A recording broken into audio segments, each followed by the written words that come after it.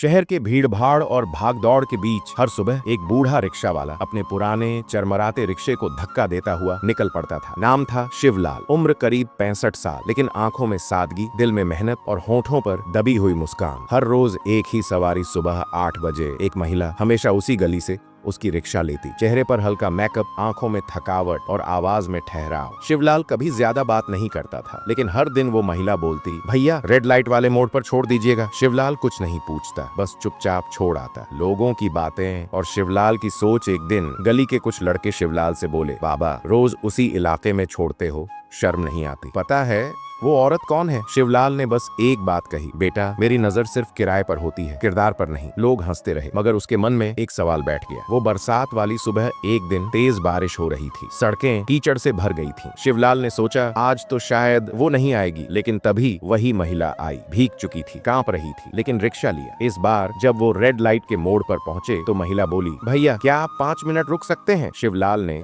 सिर हिलाया। एक टूटी कहानी का खुलासा। महिला वापस आई, हाथ में एक छोटा टिफिन और गीला कंबल था। वो पास के फुटपाथ पर बैठे एक छोटे बच्चे को टिफिन दे रही थी, उसे लपेट रही थी। शिवलाल की आंखें झुक गईं। रास्ते में महिला बोली, हर कोई जो उस इलाके में जाता है गुनहगार नहीं होता, कुछ जिंदगी से हार गए होते हैं। थोड़ी चुप्पी के बाद बोली, मैं पहले स्कूल में पढ़ाती थी, पति छोड़ गया और बेटा बीमार पड़ गया, इलाज के पैसे नहीं थे। किसी ने कहा रेड लाइट एरिया में काम मिल जाएगा। शिवलाल ने कुछ नहीं कहा, बस सुनता रहा। अगली सुबह की सुबह अगले दिन महिला नहीं आई, फिर दूसरे दिन भी नहीं। तीसरे दिन शिवलाल ने हिम्मत करके उसी मोड़ पर जाकर देखा। वहीं कोने में वो बच्चा बैठा था, वही कंबल, वही टिफिन, मगर रोता हुआ। शिवलाल दौड़ा और पूछा, माँ कहाँ है? बच्चे ने रोते हुए कहा, वो अब कभी नहीं आएगी, उसे लोग मारकर ले गए। शिवलाल को सब समझ आ गया। अंत और नई शुरुआत। शिवलाल उस बच्चे को घर ले आया। किसी ने पूछा, बाबा उस औरत का बच्चा क्यों पाल रहे हो? शिवलाल ने मुस्कुराकर कहा, क्योंकि उसने मुझे इंसान समझा और मैं अब इंसानियत निभा रहा हूँ।